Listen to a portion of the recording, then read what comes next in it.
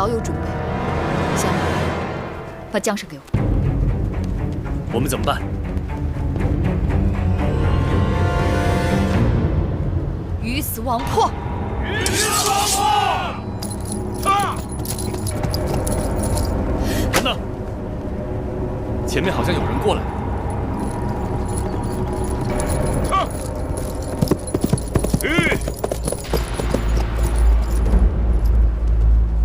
米夫人，末将奉国相之命，在此等候夫人多时。夫人和公子季是秦国派到我们燕国的贵人，燕国若有怠慢之处，还望海涵。即使有意离开燕国，也该与国相打声招呼，免得双方猜疑，平偏误我。国相攀援扣马，让我传句话，望能挽留夫人一程。芈月感激国相盛情，无奈身处困境，别无选择，还望将军行个方便，让我们母子有条生路。来日芈月恩有重报。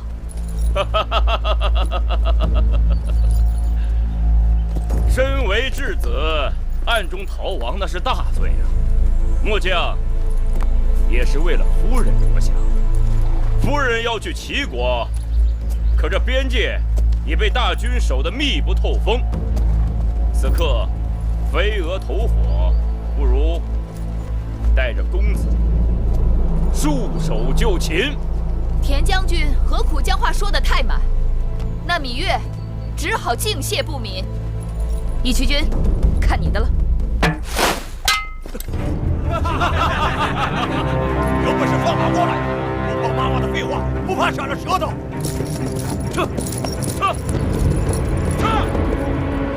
月公主，看来只能跟他们来硬的了。这样，我带人打前阵，杀出一条路来。皇公子跟月公主的马车在中间，护卫，你断后，冲过去再说。是。我们是秦国质子，继儿是义后的弟弟，他们对我们下手会有所顾忌，还是让我的车马冲在前头。义渠君，你来保护子燮和继儿，虎威将军断后。月儿不可，刀剑无情，他们若是伤了你，他们若伤了我，你更要保证，不能让他们伤到继儿。母亲，好了，月公主说的有道理，就按月公主说的做。我跟月公主打前阵，其他人跟在我们后面。这样不妥，就照义渠君说的做。子燮，拜托。义渠君，月儿若是有半点差池，不用你操心。你，香儿夫人，你们怕不怕？夫人不怕，我自然不怕。怎么样？果然是我的女人。谁是你？今日不是，以后一定是。大王不好，又有追兵来了。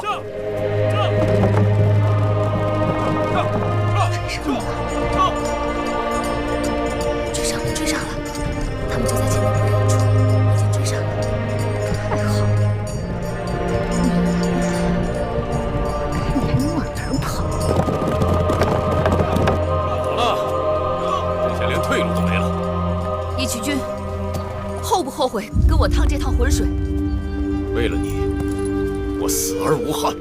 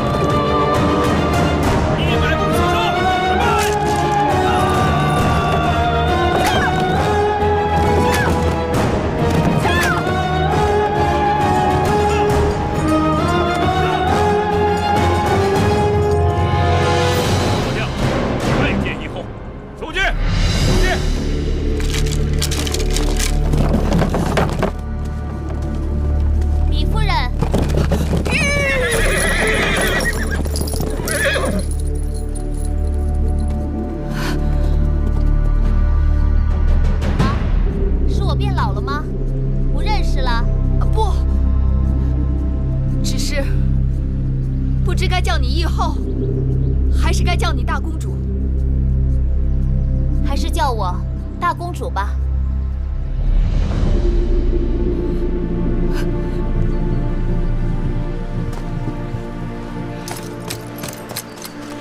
还不赶紧下马，拜见大公主！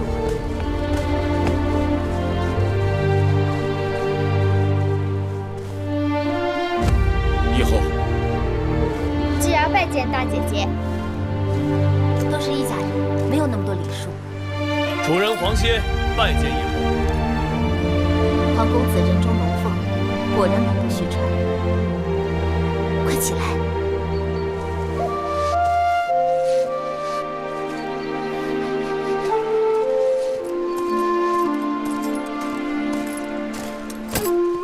微臣拜见义后。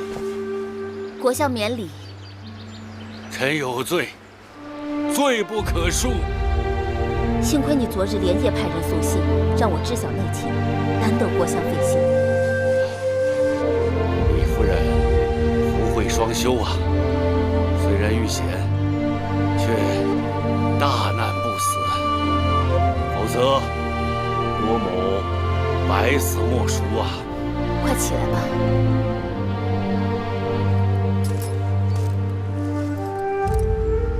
米夫人容谅，老夫来晚了。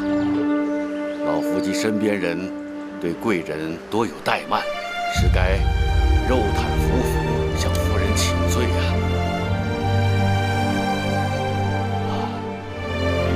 米夫人打算离开燕国，但你与义后多年不见，必要共话旧情。不如随老夫暂回边城驿站住上一夜，明日义后略备薄酒，与夫人叙旧，然后再走不迟啊！走与不走，留与不留，全凭你自己做主。既然如此，那就恭敬不如从命。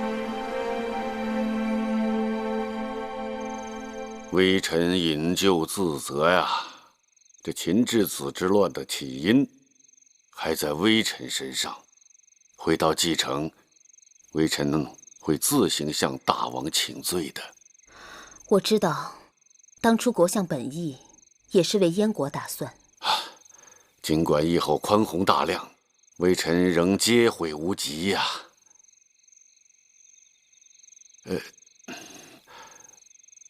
此事证明微臣才识有限，思前想后，恳请义后准许臣将相位举能让贤。国相高风亮节，但只怕没有合适人选。这关于国相的人选嘛，臣已有思量。苏子、苏秦文韬武略，运筹帷幄，该能胜任。若能这样，自然很好。待我回去与大王商量了之后，再做定夺。再有关于米夫人和公子季，米夫人母子在燕国受尽挫折困顿，我自当竭力安抚。只是眼下有天赐良机，以后万万不可错过呀！有何良机？以后是否记得当年燕国大乱，那秦赵两国曾借送义后和大王归国为名，要了我们多少好处吗？记忆犹新。眼下秦国正面临楚魏之争。国相的意思是，假若我们能将公子季推上秦国王位，正是。列国征战多年，谋国为上，谋地为次，谋战为再次。能谋一国，比谋一战、谋一地更为有利。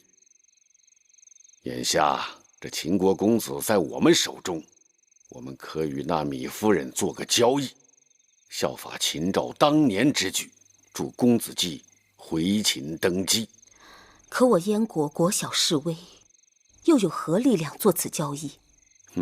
秦国楚魏之争已经内乱，只要我们能留下米夫人母子，就不愁没有机会。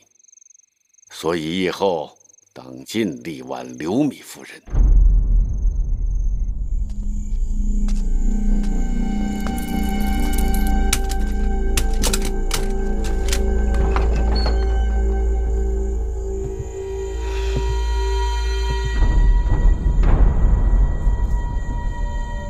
夫人，谁是你夫人？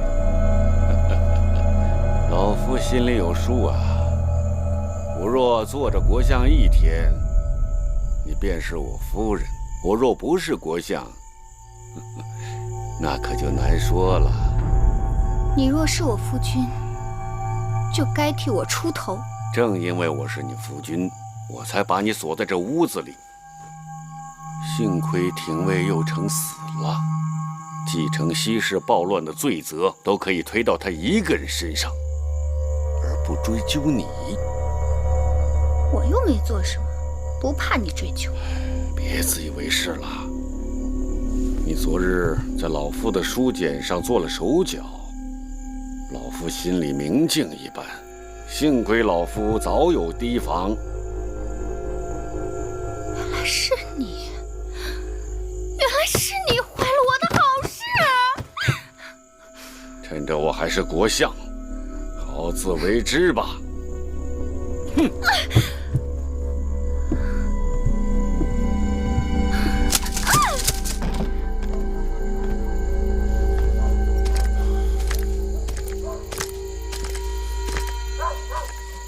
黄公子，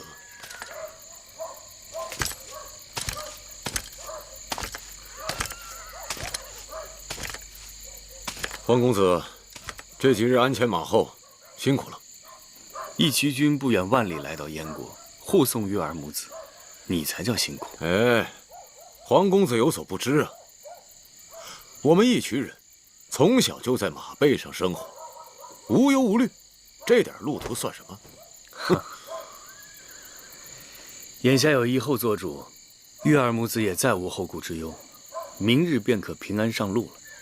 义渠君的人马也离开草原多日了，明日终于可以安然返乡，过你们无忧无虑的生活了。既然月公主她已经有义后做依靠，想必他们母子也就无需再离开燕国了。倒是黄公子你啊，明日一个人回楚国，有些寂寞吧？你们这是在聊什么？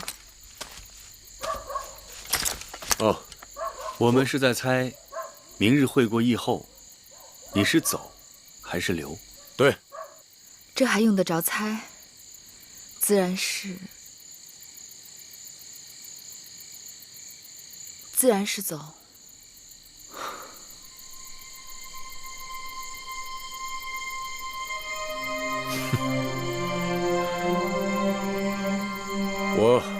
我去喂马了。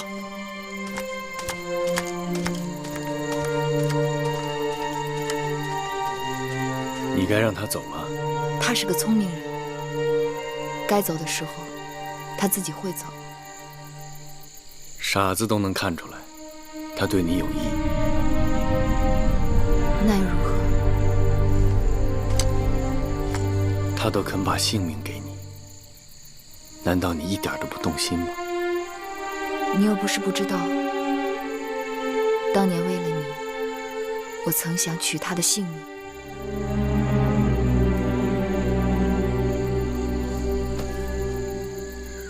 月儿，没有人告诉过你，这个世上有多少男人愿意为你而死，所以你才计较。当然计较，不止计较，而且不放心。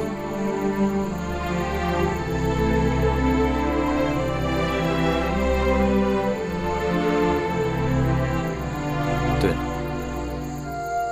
秦王嬴荡死了。我已经听说了。所以我猜想，明日会过以后，他他们一定会想方设法挽留你和继儿。所以我才一定要走。人为刀俎，我为鱼肉，我不能让继儿和我成为别人算计的筹码，任凭宰割。玉儿说的对。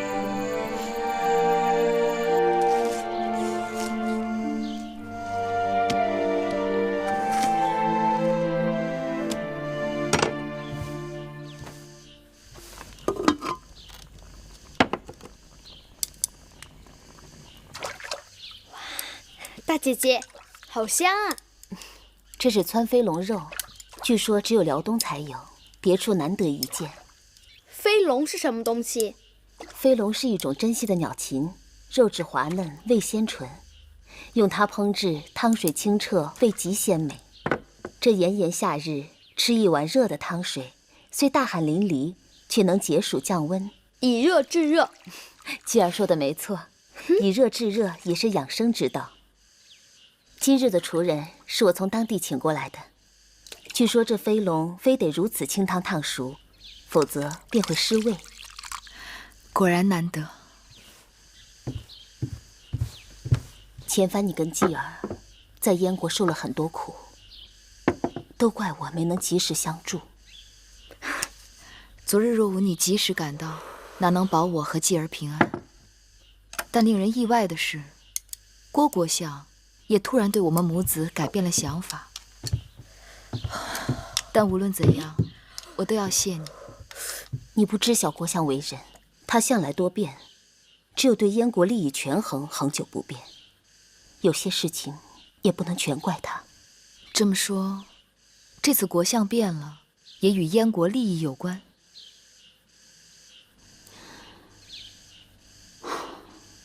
米夫人可知，秦王淫荡没了？昨日听说了，堂堂一国之君，亲自举鼎，他以为自己是天生神力，无所不能吗？这老鸭汤的料都备好了吗？拿点白菜来，在那边呢。照您的吩咐，老鸭已经洗净，莲藕和红枣也备上把那了。老鸭、莲藕和红枣同时下锅，小火要炖2个时辰。哦，知道了。拜见大人，请问大人有何吩咐？忙去吧。是。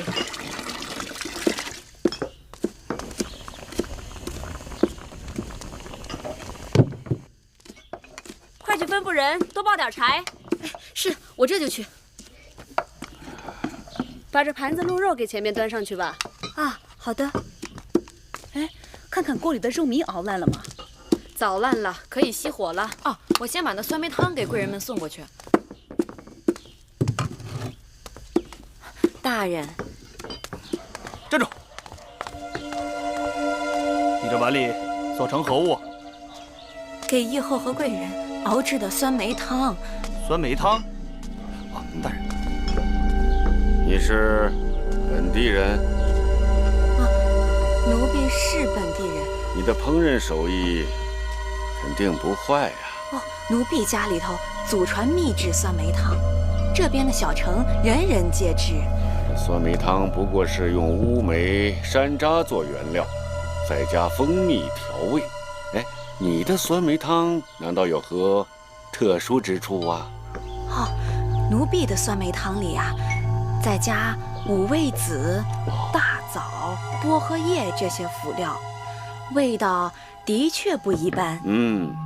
果然是秘制。想必这等手艺的报酬，价格不菲啊。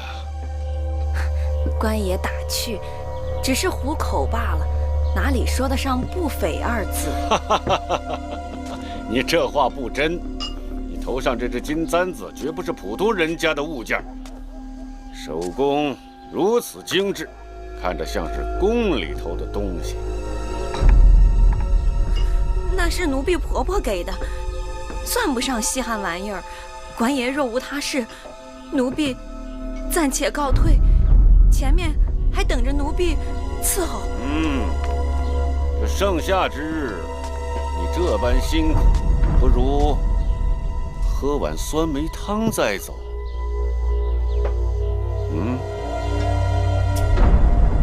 这汤是给贵人们准备的，奴婢哪配？我说你配，呸！大人，国相爷让你喝，你岂敢不喝？国相爷，喝吧。你说过，这秘制的酸梅汤味道不一般。你是在这儿喝呀，还是到大牢里喝？国相爷饶命啊！国相爷饶命！国相爷。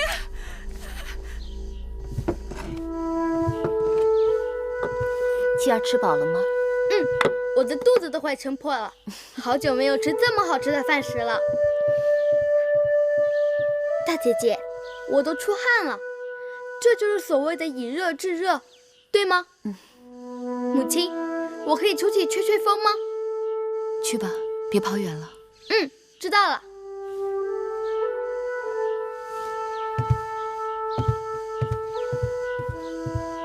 继儿明慧有王者之相，梦莹有负于你们母子。你有你的难处，何况当年是我先对不住你。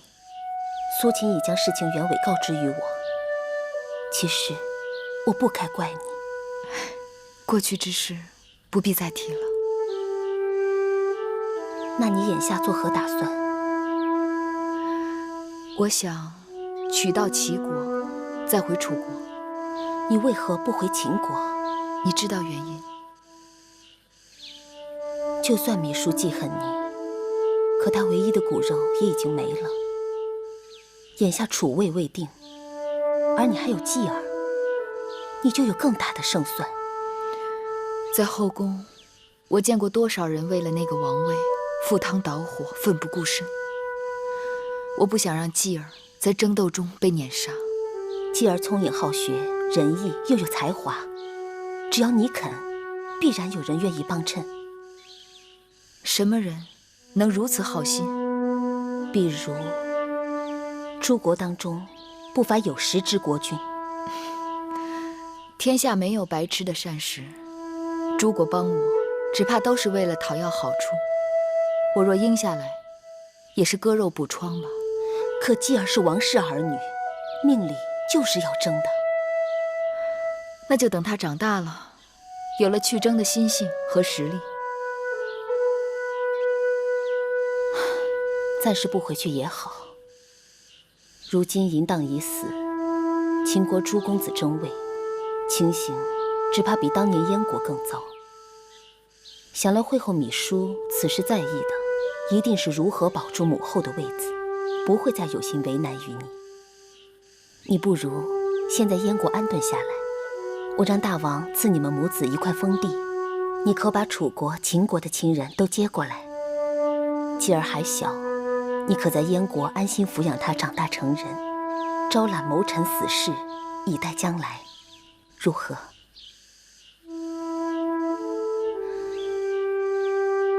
你一心想回楚国，不会是因为那黄公子吧？我已经辜负过他一次，绝不能再伤他的心。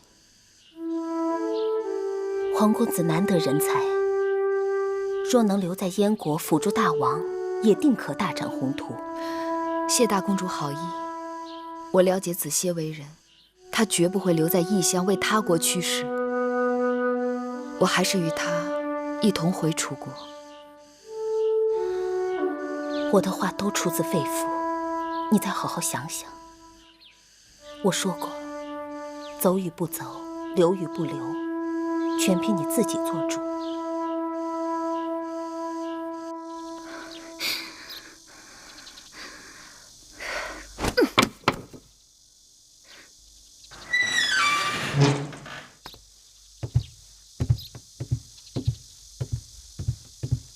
夫人，天气炎热，厨房给夫人送来了冰镇的酸梅汤，以解暑气。放在那儿吧。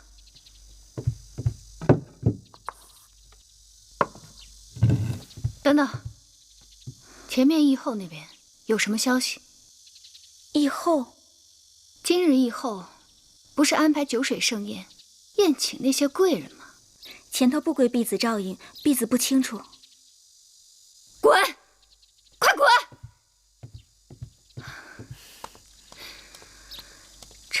些什么人？一问三不知。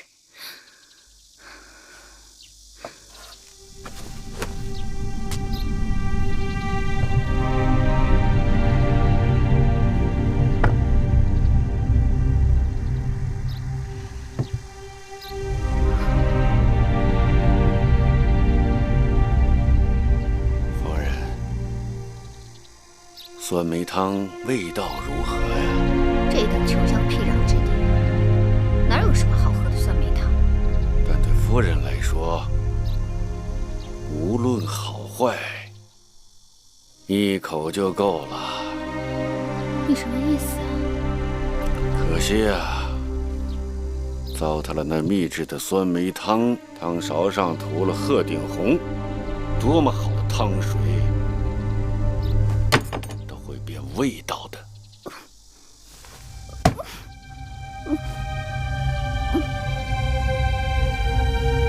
你这个老不死的，你竟敢毒害我！米音，你胆大妄为！你用那鹤顶红，不仅要害芈月母子，还要取义后的性命。我要是不下手，这燕国就要毁在你的手里。你怎么知道有人出卖了我？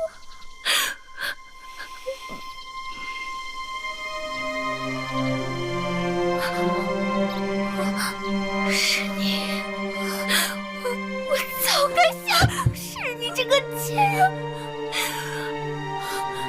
别怪罪他人。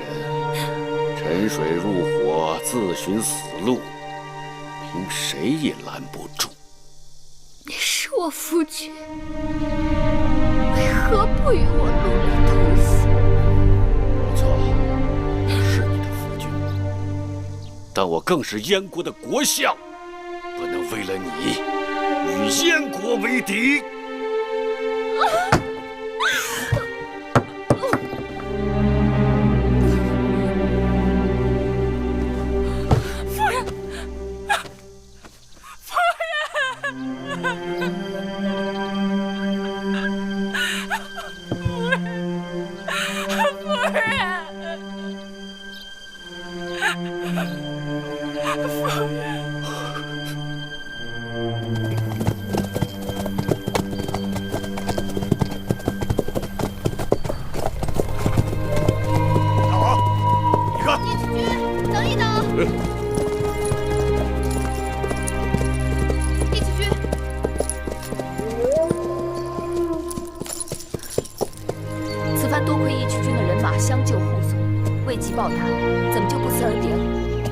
过2日你不也要走吗？来的时候没给你打招呼，走的时候也就不用了吧。子歇和我会铭记义渠君的这份情谊。我不要他记着，只要你记着就行。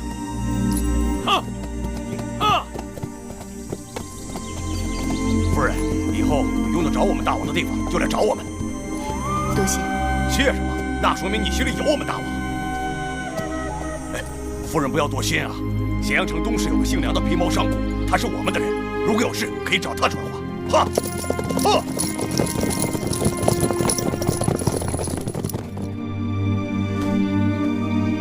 义渠君走了以后，这驿馆里显得空落落的。可不是，这些日子与他们一路，整日闹哄哄的，可他们一走，又觉得太冷清了。明日我们启程。子歇去准备路上需要的东西了。从齐国到楚国还有很长的路要走，赶紧收拾东西吧。好。哎，对了，夫人，刚才我去后院听驿馆的驿丞说，郭国相的夫人昨日突然死了。那个歹毒的女人天报应，早就该死了。她死了？慧儿，你听真切了吗？慧儿听得真真的，说她是得了什么急症，郭国相好伤心呢，已经向大公主禀报，回去办理丧事了。母亲，你怎么了？那个女人蛇蝎心肠，把我们害得好惨。她是罪有应得，可你知道吗？他也姓米，也是楚国人。她是母亲同父异母的姐姐。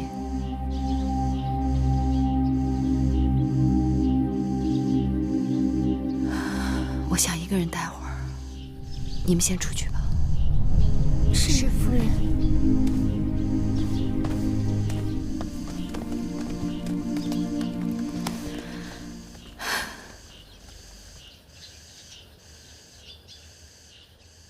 夫人，雍大人来了。拜见夫人。雍大人，快请起。夫人，大王驾崩，臣奉命迎公子季归国，商议立新君之事。你是奉何人之命而来？臣乃奉嬴夫人之命。嬴夫人？是，还有朝中许多重臣，都期盼着公子季与夫人回国。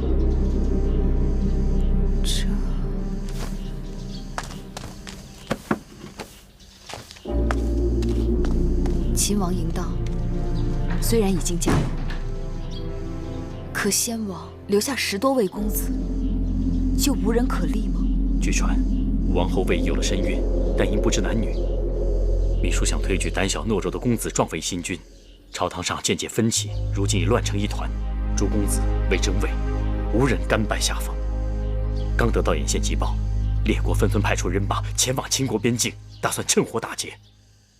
我大秦眼看就要支离破碎。如此险象环生，无人主持朝政吗？坏就坏在主持朝政的秘书身上。我在路上听说，本来诸公子在朝堂之上也只是口舌之争，没想到秘书和甘茂定下毒计，以一只桃子作为诱饵，挑逗叔和公子辉与公子华争夺王位。于是，宣誓殿演变成诸公子的练武场。公子辉血溅舞步，当场毙命。本来诸公子齐聚咸阳，就危机重重。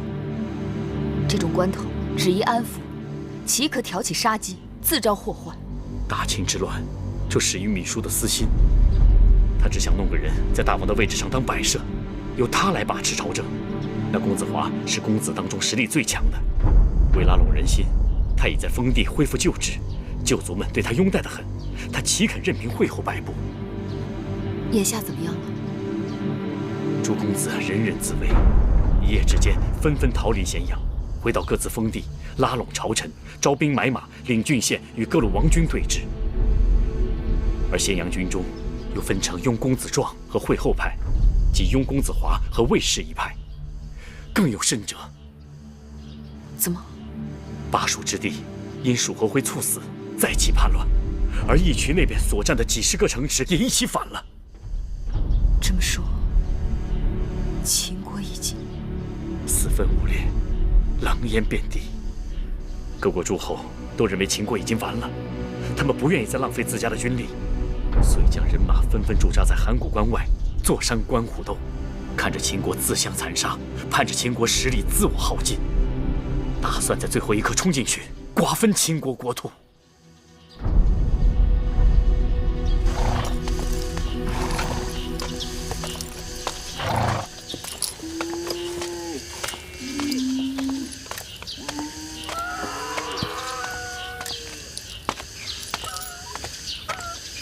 黄公子，这些都是什么人？雍瑞雍大人来了。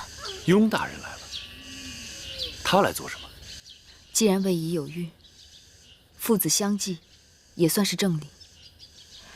芈姝执意不肯，大约是怕魏仪之子被立为大王后，魏仪成为母后，而他只能成为祖母，大权旁落。武王后身后有魏夫人支持，公子华又手握重兵，更加上魏国的干涉，芈姝的担心有其道理。芈姝的身后有楚国的势力，而诸公子的身后亦或多或少有诸国势力的身影。秦国的江山就要被他们分食一空了。夫人，大秦朝不虑夕，全凭夫人和公子出手力挽狂澜。此话怎讲？雍大人，你不远万里来找我们，岂不知我和继儿的身后，却是什么都没有，空空如也。夫人或许不知，先王临终前曾有一道遗诏托付给嬴夫人，说若来日国中诸公子争位，当立公子继为王。你说什么？夫人，难道猜疑雍瑞的话有伪？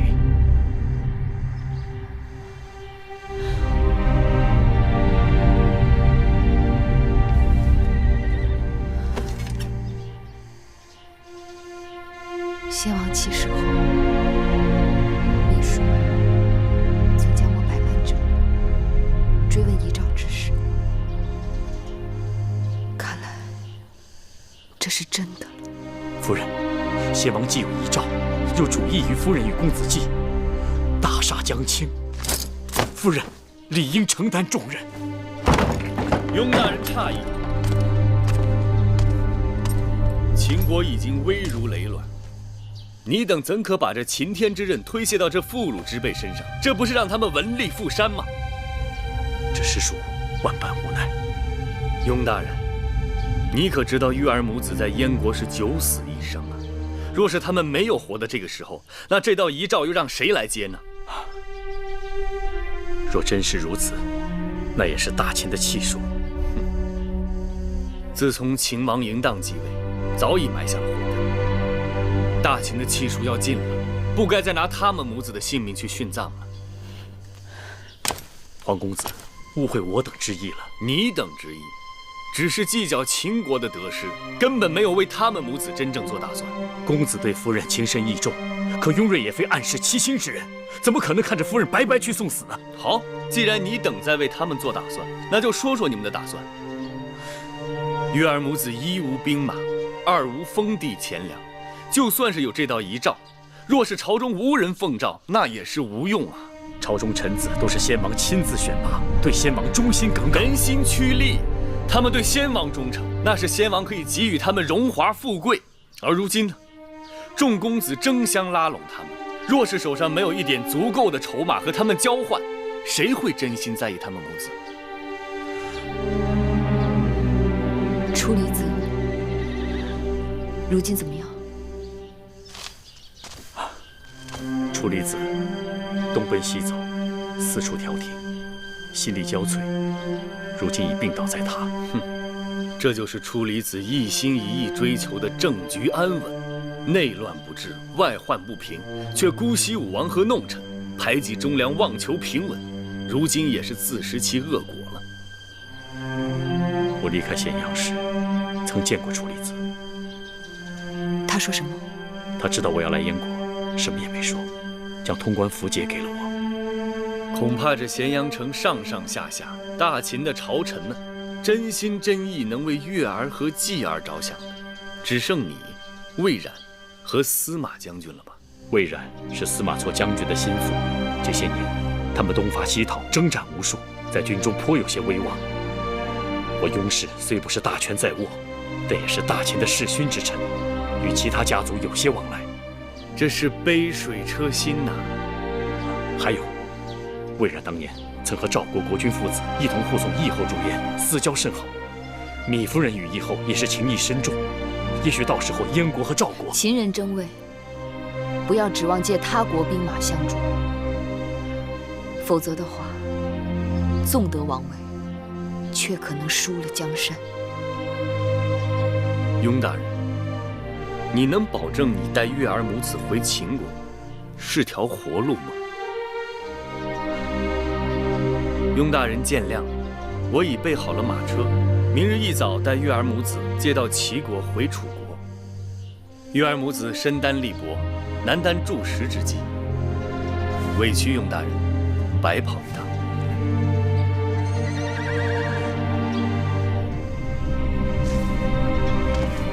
微臣明臣启程反秦，雍瑞深知夫人非一般妇人之见识，苟利国家，不求富贵，还望芈夫人救国救民于水火，携公子继与微臣一同反秦。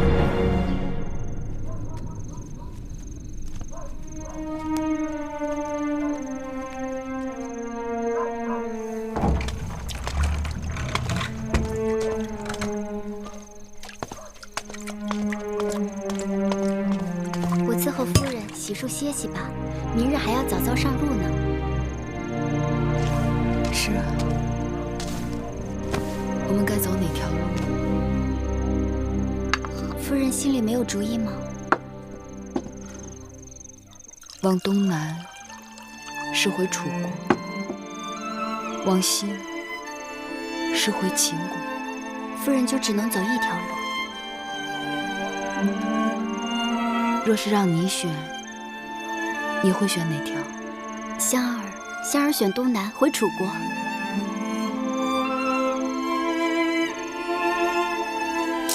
香儿离家多年，想回家了。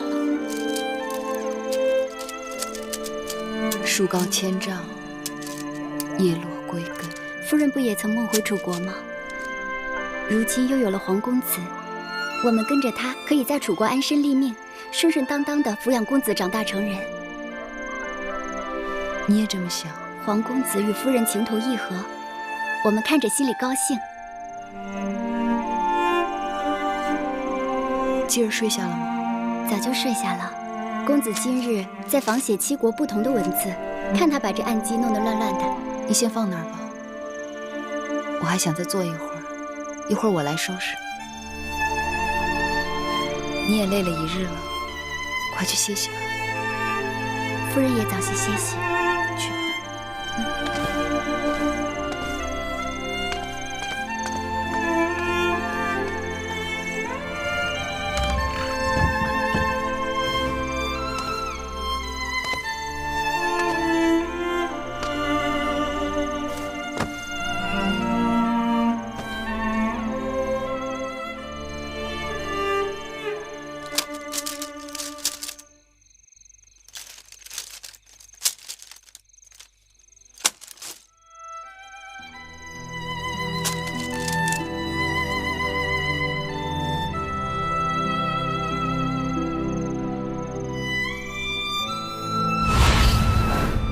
光这个马字，7国就各有不同的写法。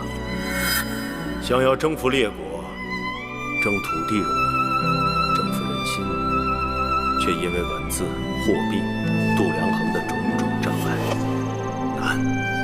只要统一了疆土，再想统一文字、统一度量衡，也不过是岁月光阴的事情。习俗一致了，人心自然顺服。这是寡人的志向。芈月，你可愿意陪寡人完成这个抱负？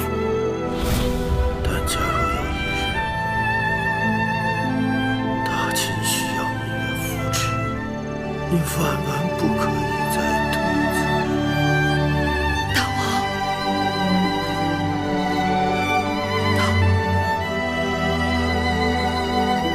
女儿羞愧，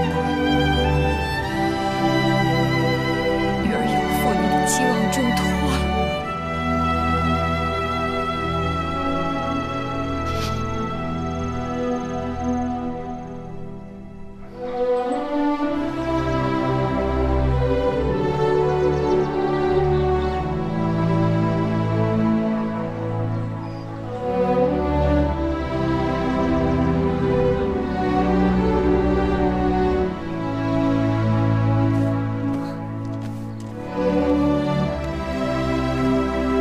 继儿，我们要上路了，你怕不怕？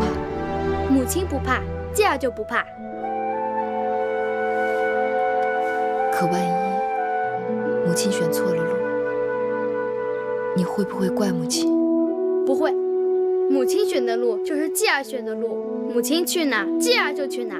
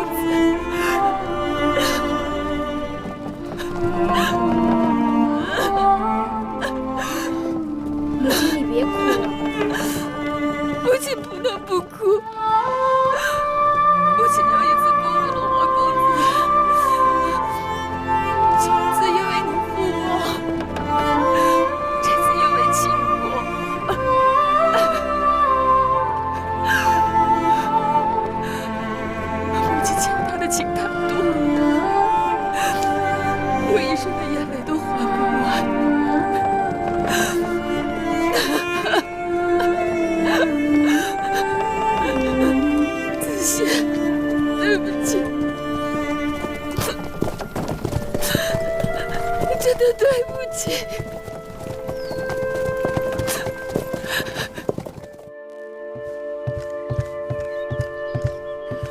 母后，怎么样？见到魏国使臣了吗？魏国使臣说，只要秦国答应将上郡15县还给魏国，魏王就可以放弃对王后和公子华的辅助。上郡15县，太过分了！不行，他们这是落井下石、乘人之危。不过，若是魏国真能倒向我们这边，倒也可作为暂且之计。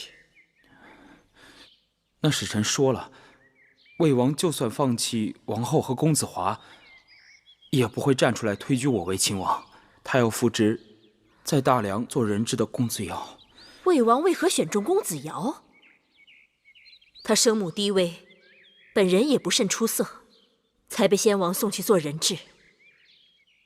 说不通，根本就说不通。那使臣说，魏王要的就是这样的秦王，不甚出色，却很听话。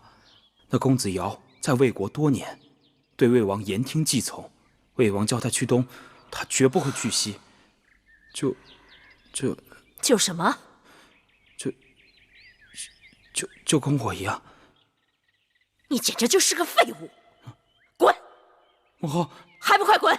给我滚下去！母后，公子还不快快退下，再气着会后。哦，干相，公子庄。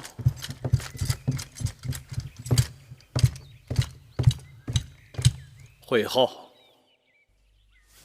干相免礼。怎么样，找到处理子了吗？他不在府上，据说出城去了。哼，这些日子每让他进宫，他就称病，已经许久不出门了，怎么突然病又好了？据微臣所知，王叔养病，并未闭门谢客。他府上各路朝臣人来人往，热闹得很。前些日子还亲自送雍瑞出城，前往燕国。他们这是想干什么？微臣猜测，他们是想把芈月母子接回秦国。大胆！质子无照回母国是大罪。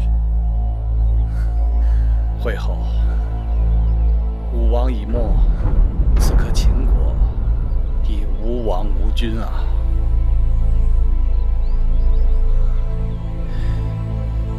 想想雍瑞与嬴夫人的关系，他亲自出马，必定和那遗诏之事有关。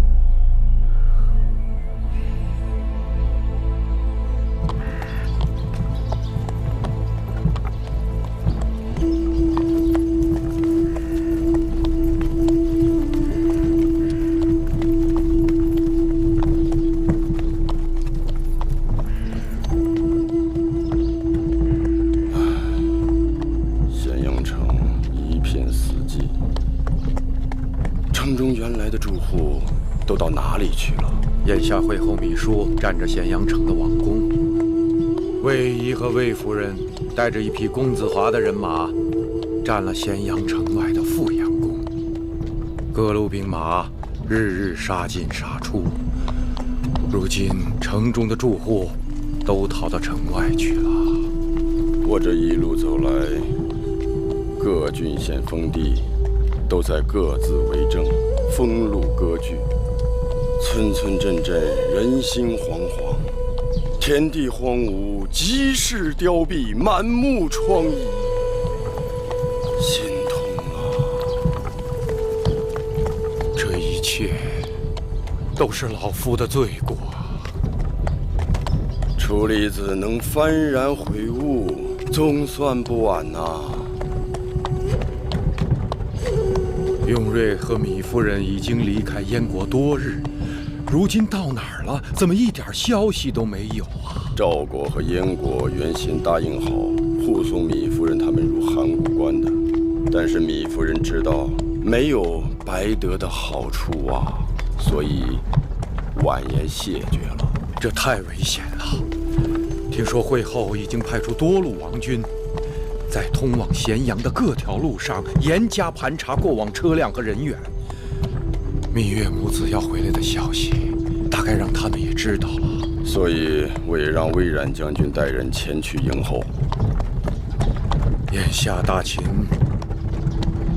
的确也只能指望他们母子了。唉。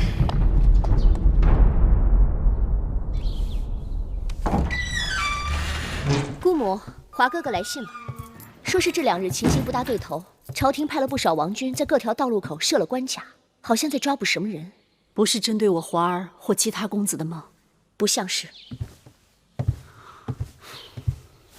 那是在抓谁呀？听说芈月带着公子季回来了。芈月回来了？据说是朝廷的一些老臣派人把他迎请回来的。这个时候迎请他回来，那一定与那道遗诏有关。姑母说的是，自先惠文王去世之后，宫里出现了不少古怪事情。先是穆坚莫名其妙的死了，后是那会后又派人将成明殿掘地3尺。据当事人说，起因都是那道遗诏。既然这样，那就应该让那当事人这些日子把眼睛瞪大些。说起那当事人，姑母在他身上花费了不少，他靠得住吗？出卖主子的奴才全都靠不住。我们要的是他做我们的耳目，而不是他的忠心。姑母在想，芈月回来了，没准儿他能给咱们帮上大忙。当年芈月对我华儿颇有好感，还在大王那儿力荐华儿为太子。眼下我们与交房殿之间的实力在伯仲之间，既然这芈月和芈姝已成为死敌，若能与咱们联手，胜算岂不大了许多？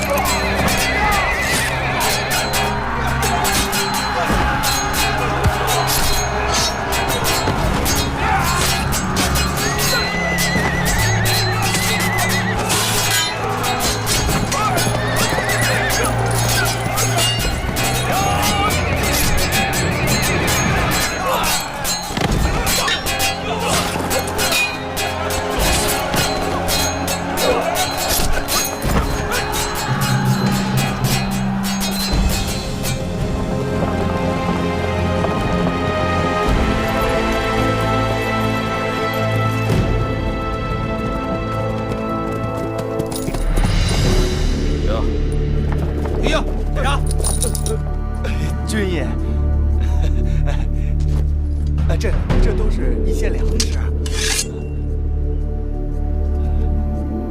哎呦，军爷！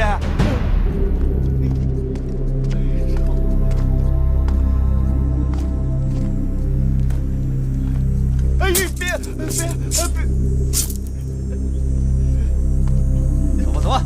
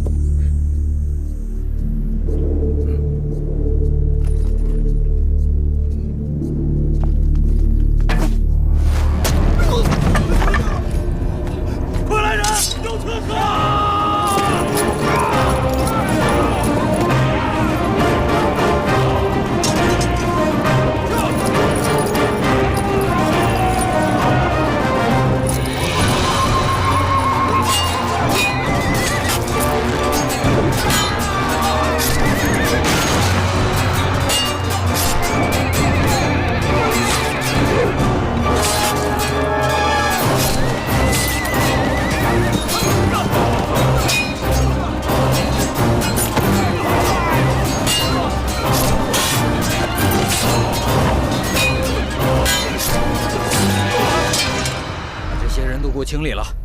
是。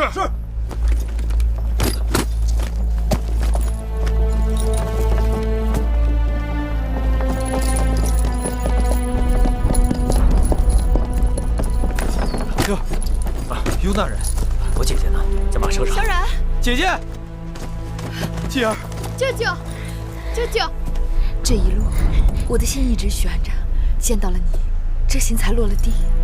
听说姐姐和继儿一直遭到米数人马的追杀，你们能安然无恙，总算是大幸。幸亏雍大人一路照应，他已经受伤，能护送我们到这儿，实属不易。多谢雍大人，此地不宜久留。照约定，我自和陪米夫人去北郊行宫，你我分头行事。雍大人放心，司马将军已经把一切都安排妥当了。继儿跟着我走，姐姐就拜托雍大人了，就此别过。继儿，走。会好，会好。怎么样？没抓住。你的人都是废物，就那么几个人也抓不住，跑哪去了？芈月和雍瑞的人马没进咸阳城，他们冲北郊行宫的方向去了。行宫不是有王军把守吗？会后，雍瑞是朝中老臣，王军里一定有他的人。都监，冯甲，即刻带人跟我去北郊行宫。是。夫人，英夫人，芈夫人，雍大人，恕我腰疾未愈，不能起身相迎。夫人无需多礼。夫人，你受伤了？啊，一点剑伤，不碍事。夫人脸色很不好看。大人走后，夫人担心大人和米八子的安危，日夜难眠，常常一坐就是一整夜。王军包围了行宫，会后3天2头派人前来搜宫。太医院忌讳会后，不敢派人来诊治。夫人的腰疾一日比一日更重，如今连走路都困难。行了，你别啰嗦了，快拿金枪药给大人疗伤。是，不碍事的。大人请随我来。去吧，一时3刻，我闭不了眼的。快去吧，啊！那我先去了。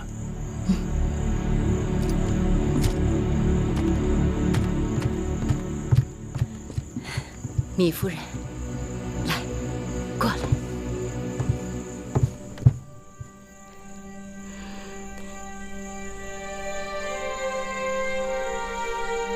时光荏苒，我们又相见了。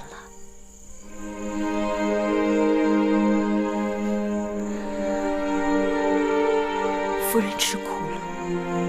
别这么说，我这条命能撑着挨到今日，就是为了你。不用问，我也知道，你这1年来吃了多少苦，受了多少的煎熬。换做别人，早就心灰意冷。你肯来，有胆量来，这说明先王总算是没有看错人呐。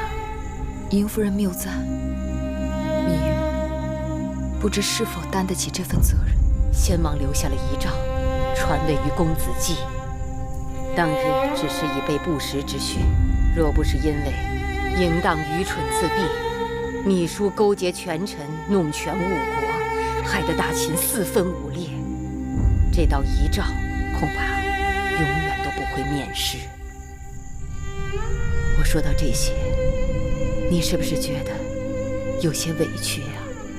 天命不可违，芈月无怨言，只是要将秦国社稷江山担在肩上，芈月战战兢兢，无比惶恐。无论什么样的周折，该是天意。会后绞尽脑汁猜测，那先王的遗诏会藏在哪里？其实啊，这先王的遗诏就藏在我的身上，它可比性命都要宝贵。你要保护好它。芈月明白。